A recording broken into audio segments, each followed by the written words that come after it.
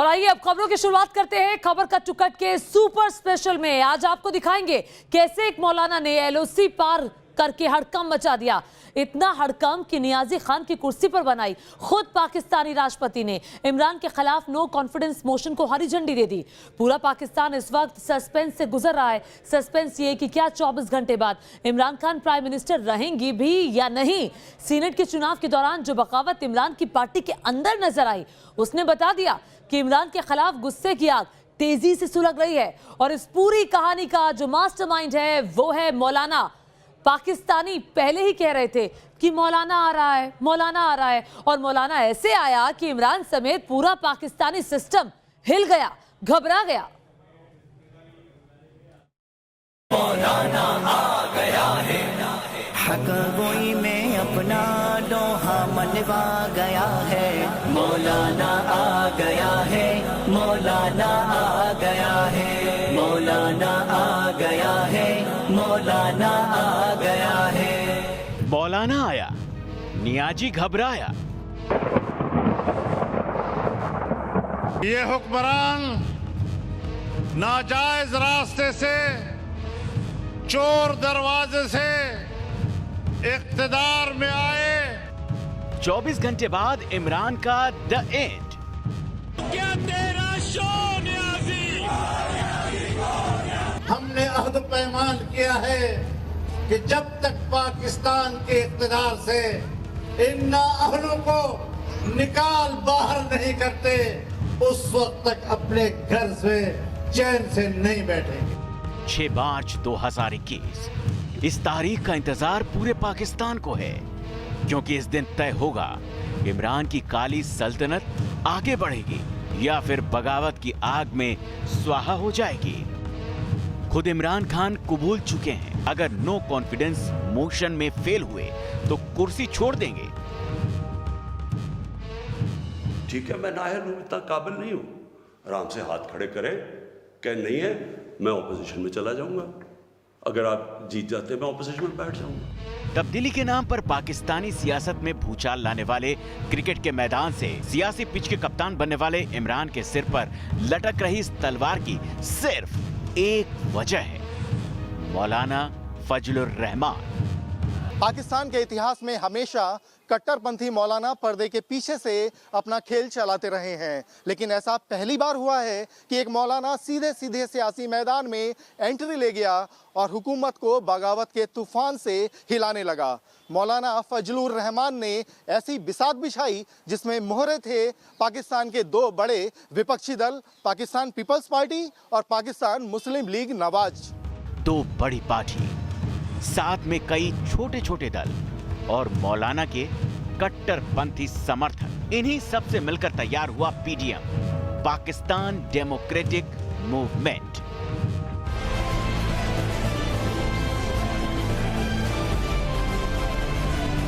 और ने भी ये फैसला दे दिया है कि ताबेदार खान तुमको जाना होगा।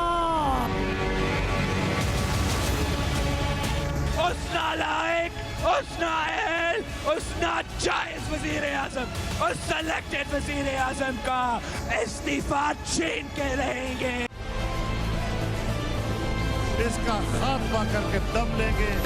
पीडीएम ने किस तरह इमरान सरकार को घेरा और फौज को इस अदावत से दूर रखा, ये भी दिखाएंगे। लेकिन पहले समझिए, इस वक्त पीडीएम या यूं कहें कि मौलाना फजलुर रहमान इमरान के लिए सबसे बड़ा खतरा बन गए हैं। पाकिस्तानी असेंबली के अपर हाउस यानी सीनेट के लिए जो चुनाव हुए उसमें सबसे बड़ी सीट यानी इस्लामाबाद ही इमरान के हाथ से निकल गई। इस सीट से इमरान के वित्त मंत्री अब्दुल हफीज सईद को पूर्व प्रधानमंत्री यूसुफ रजा गिलानी ने हरा दिया, और इस हार की वजह थी पीटीआई के सांसदों का गिलानी के पक्ष में वोट करना। माना जा रहा है कि साल 2018 की तरह इस डील के पीछे भी मौलाना फजलुर रहमान का ही हाथ है। पीटीआई के सांसदों की मौलाना के इशारों पर खरीद फरोख्त की गई और इमरान की सियासी इज्जत और औकात पर सबसे बड़ा बट्टा लगा दिया गया। साल 2018 में पीटीआई के सांसदों की खरीद फरोख्त हुई थी। इन सांसदों को सीनेट इलेक्शन के लिए खरीदा गया था। हालांकि इस डील को अंजाम देने का इल्जाम पाकिस्तान पीपल्स पार्टी के एक बड़े नेता पर लगा था, लेकिन पूरे पाकिस्तान में इस बात को लेकर कयास गर्म थे कि मौलाना डीजल यानी फजल उल रहमान ने ही इस डील के लिए पूरा पैसा अरेंज किया था। हालिया सीनेट इलेक्शन को लेकर भी पाकिस्तानी मीडिया में यही सरगर्मी है। इस डील के पीछे भी फजलुर रहमान का हाथ है और इस सरगर्मी का सबसे बड़ा सबूत है इमरान की बौखलाहट, जब करप्ट सरकार के इस रहनुमा ने भ्रष्टाचार को दुश्मन करार दिया था। मुझे बताएं, कभी कोई कानून बना के या लॉ एनफोर्समेंट से करप्शन खत्म हो सकती है? करप्शन एक माशरा खत्म करता है, एक कौम मिलकर करप्शन खत्म करती है। अदालत में जाके कहते हैं कि जी ओह नवाज शरीफ को तकरीर करने की मौका देना चाहिए। झूठ बोल के मुल्क से भागा हुआ, जिसके ऊपर अरबों अरबों रुपए की चोरी, उसके बेटों के अरबों रुपए की प्रॉपर्टीज में रह रहे हैं लंदन। किधर से पैसा आया उनके पास? ये यहां से पैसा चोरी करके बाहर बैठे हुए हैं। इस वक्त इमरान खान और उनकी पार्टी पीटीआई के अंदर एक ही किरदार का डर समाया हुआ है, मौलाना फजलुर रहमान का डर। मौलाना फजलुर रहमान के जाल में इमरान चारों तरफ से फंस चुके हैं। एक तरफ मौलाना के परचम तले पीपीपी और पीएमएल एकजुट है, दूसरी तरफ इमरान की पार्टी के अंदर टूट फूट की खबरें और सबूत सामने आ रहे हैं, और तीसरी तरफ है पाकिस्तानी फौज, जिसके साथ शायद मौलाना कोई डील कर चुका है, वरना पाकिस्तानी फौज जमहूरियत के किसी जज्बात को कुचलने में इतना वक्त नहीं लगाती। अब समझिए क्या था मौलाना का पूरा गेम। मौलाना ने सबसे पहले जमीतुल इस्लाम के प्रदर्शनों के जरिए इमरान के खिलाफ पाकिस्तान के कट्टरपंथियों को लामबंद किया, फिर पीडीएम को साथ जोड़कर इस बगावत को राजनीतिक शक्ल दी, फौज को आवाम की नाराजगी का डर दिखाकर पूरे सीन से दूर रखा गया, और अब मौलाना के प्रेशर के चलते Imran Khan no confidence motion के कटघरे में खड़े हैं। यानी मौलाना ने एक एक कर ट्रैप बिछाया। इमरान कभी कट्टरपंथियों तो कभी विपक्ष का विरोध समझकर आवाजों को दबाते रहे, और फिर गुस्सा ऐसा फटा कि इमरान को अपना वजूद साबित करने की नौबत आ गई। सिर्फ 24 घंटे बाकी हैं, काउंटडाउन शुरू हो चुका है, आवाजें अलग अलग आ रही हैं, लेकिन पक्का सिग्नल यही है कि इमरान खान का द एंड फिक्स हो गया है। Team news nation. जी हाँ, तो आपने देखा कैसे इमरान खान का दी एंड शुरू हो चुका है, काउंटडाउन शुरू हो चुका है। शनिवार को जब इमरान नो कॉन्फिडेंस मोशन का सामना करने के लिए उतरेंगे तो उनके सामने क्या गुणा गणित होगा ये भी समझना बहुत जरूरी है। और आइए आपको समझाते हैं वो गणित क्या है। देखिए, पाकिस्तान की नेशनल असेंबली में कुल 342 सीटें हैं, बहुमत के लिए कुल 172 सीट है, इमरान के गठबंधन के पास 178 सीटें हैं और विपक्ष के पास कुल मिलाकर के 160 सीटें हैं। सीनेट चुनाव में पीटीआई गठबंधन के 9 सांसदों के खिलाफ वोट करने की खबरें हैं, और अगर ये सांसद दोबारा सरकार के खिलाफ वोट कर देते हैं तो फिर इमरान के गठबंधन के पास सिर्फ 169 वोट रह जाएंगे, यानी कि बहुमत से 3 कम। इसी वजह से यह माना जा रहा है कि इमरान का गेम ओवर होने वाला है, खत्म होने वाला है, और दी एंड जो है वो नजदीक है इमरान का। और आइए आगे बढ़ते हैं। बंगाल में बवाल है क्योंकि वहां पर चुनाव की बयार है। रोजाना बयानों के तीर छोड़े जा रहे हैं। सियासी बयानबाजी का ये तीर कभी टीएमसी को घायल करता है तो कभी कमल का फूल इससे मुरझा जाता है। लेकिन प्रहार का सिलसिला कम नहीं हो रहा है, क्योंकि बंगाल में कलयुग का ये राजनीतिक मामला अब तो त्रेता युग के मर्यादा पुरुषोत्तम से होता हुआ द्वापर युग के महाभारत तक पहुंच चुका है।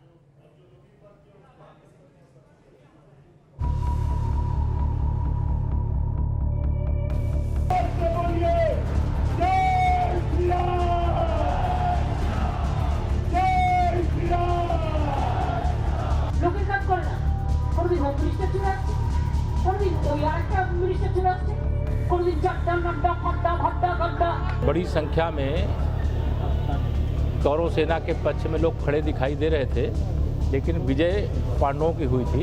हम्बा हम्बा रम्बा रम्बा कम्बा कम्बा दुम्बा दुम्बा बुम्बा बुम्बा बम्बा बम्बा। बम्बा को आके अंगूरी देखा मैंने कि घर में पूजा ममता दीदी ने नहीं करने देता है। पहले राम का नाम, अब कौरवों पर संग्राम। बंगाल चुनाव में जुबानी तीर छोड़ने में सारी मर्यादाएं तार-तार हो रही हैं। फिर चाहे वो बीजेपी के नेता हो या फिर ममता दीदी, जुबानी जमा पूंजी खर्च करने में कोई कम नहीं है। उत्तर प्रदेश के उप मुख्यमंत्री केशव प्रसाद मौर्य हावड़ा में पहुंचे तो थे बीजेपी कार्यकर्ताओं का हौसला बढ़ाने, बंगाल की राजनीति में कमल खिलाने। लेकिन बयानों के जो तीर केशव ने छोड़े उससे टीएमसी लहूलुहान है, क्योंकि कलयुग में ये राजनीतिक मामला अब त्रेता युग के मर्यादा पुरुषोत्तम से होता हुआ द्वापर युग के महाभारत तक पहुंच गया है। महाभारत के युद्ध में भी बड़ी संख्या में कौरव सेना के पक्ष में लोग खड़े दिखाई दे रहे थे, लेकिन विजय पांडवों की हुई थी।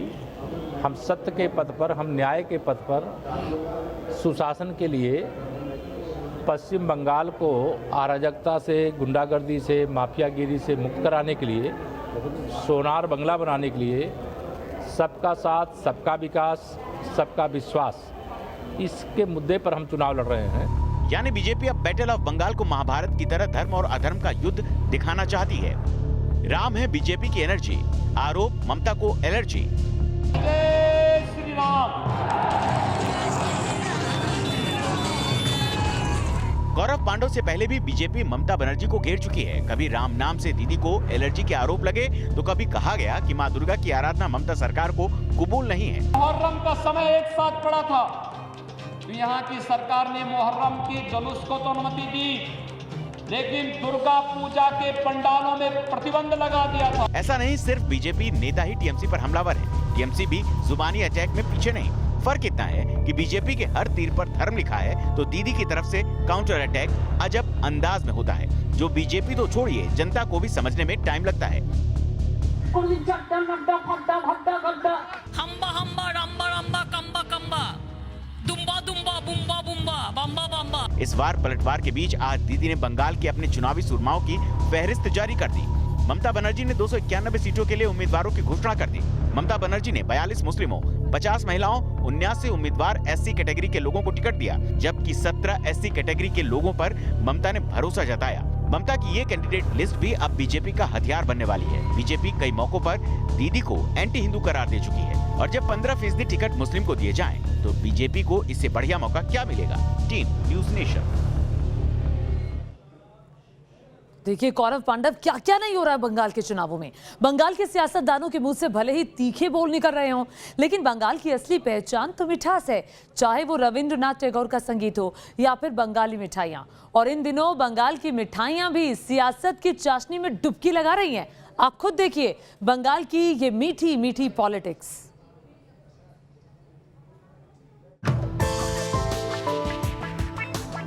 I guess it's a very innovative idea.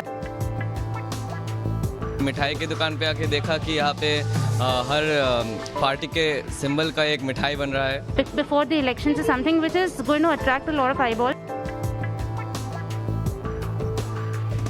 जैसे जैसे पार्टी है उनका जो साइन है, उनके साइन के हिसाब से मिठाई बने हैं। मोदी है, ममता भी है, कांग्रेस का पंजा भी है, लेफ्ट का हंसिया भी है, ममता की मौजूदगी में जय श्री राम की गूंज भी है और खेला होबो भी है।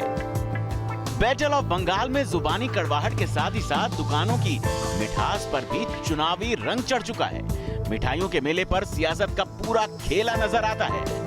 कोलकाता के अलग अलग हिस्सों में, अलग अलग दुकानों में अब राजनीतिक सिंबल्स के ऊपर नई नई मिठाइयाँ लाई जा रही है। हम राधा रमन मल्लिक के दुकान में इस समय मौजूद है। यहाँ पर आप देख सकते हैं कि कुछ खास मिठाइयाँ यहाँ पर लाया गया है। ये कॉन्सेप्ट नया है। चुनाव से पहले अगर आप देखें पार्टी सिंबल्स को, पहले तो आपका तृणमूल कांग्रेस है, उसके बाद सीपीएम का है और उसके बाद बीजेपी का है। ऐसे मिठाइयों को सामने लाया गया है। ये एक तरह का सुवीनियर के तौर पर रखा गया है और लोगों में इसकी डिमांड भी काफ़ी ज़्यादा है। कोलकाता की मिठाइयाँ पूरी दुनिया में फेमस है। बंगाल इन दिनों सियासत की चाशनी में डूबा हुआ है। इन दिनों बंगाल में अगर सियासत को छोड़कर कहीं भी मिठास है तो वो है केवल मिठाई की दुकानों में, जहां सभी पार्टियों को समर्थन करने वाले आते हैं और अपने पसंद की मिठाई की खरीदी करते हैं। हम लोग का एक कॉन्सेप्ट आता है, क्योंकि देखिए हम लोग हर सीजन में, हर इवेंट में हम लोग नए नए आइटम बनाते हैं, तो इसलिए हम लोग सोचा कि इलेक्शन का थोड़ा कुछ सिंबल, कुछ कट आउट कुछ बना लेंगे तो मिठाई के ऊपर। तो अच्छा होगा। और ये भी अप्रिशिएट भी कर रहे हैं बहुत कस्टमर, और जो जिसको पसंद करते हैं वो भी लेके जा रहे हैं किसी को गिफ्ट करने के लिए, ऐसे चलता रहे। मिठाई की दुकान पर खरीदारी और बिक्री का अनुमान लगाकर पार्टी की लोकप्रियता और नेता की दीवानगी का भी पता लगाया जा सकता है। मतलब मिठाई भी सियासी सर्वे का एक जरिया बन जाएगी। T news nation. और ये खबरों में बढ़ते हैं आगे और बात अहमदाबाद की बेटी आयशा की, जो इस दुनिया से चली गई, लेकिन उसकी खुदकुशी ने पीछे कई सवाल छोड़ दिए, जिसका जवाब तलाशने के लिए देश भर में तकरीर हुई। दहेज ना लेने से तौबा करने का प्रण लिया गया। फिर भी सवाल एक ही है, अगर मुस्लिम समाज पहले से ही जाग गया होता, दहेज से दूर किया होता, तो आयशा को ये दुनिया छोड़कर नहीं जाना पड़ता। और डियर डैड, यार कब तक लड़ेंगे अपनों से? कैश विड्रॉल कर दो। नहीं करना। ये आयशा लड़ाई के लिए नहीं बनी। प्यार करते हैं आरिफ से, उसे परेशान थोड़ी ना करेंगे। अगर उसे आज़ादी चाहिए तो ठीक है, वो आज़ाद रहे। और मुझे दुआओं में याद करना, क्या पता जन्नत मिले या नहीं मिले। मेरे लिए दुआ करना। यही थे गुजरात की आयशा के आखिरी अल्फाज। आयशा इस दुनिया में नहीं है, लेकिन उसकी आखिरी ख्वाहिश हिंदुस्तान के कोने कोने से पूरी की जा रही है। एक एक करके सुनिए कैसे लखनऊ से लेकर अहमदाबाद तक आज मुस्लिम धर्मगुरु उस दहेज के दंश को कोस रहे हैं, जिसने आयशा की हसीन जिंदगी को मौत के मुंह में धकेल दिया। मैं ये बात वाज़ेह कर दूं कि मजहब इस्लाम में जहेज मांगने वालों की कोई गुंजाइश नहीं है। वो लोग बहुत खतरनाक गुनाहगार हैं जो महिला से जहेज मांगते हैं। हर कौम में जहेज की एक लानत है। इस जमाने में जो हम आप शादी देख रहे हैं, इसमें से किसी भी काम का ताल्लुक इस्लाम से नहीं है, चाहे वो खाना खिलाना हो या लेन देन हो। ये मौलाना आज दहेज के खिलाफ आवाज उठा रहे हैं, मुस्लिम समाज को जगा रहे हैं। लेकिन अगर ये कदम पहले उठाया गया होता तो शायद आयशा अपनों के बीच अपनी खूबसूरत जिंदगी जी रही होती। दहेज की अंधी भूख ने आयशा से पहले उसका शौहर छीना, फिर सुकून और आखिर में जिंदगी। आयशा चली गई, लेकिन मुसलमानों को जगा गई, मुस्लिम बेटियों को नई उम्मीद दे गई। दहेज लेना मुस्लिम धर्म में कहाँ है?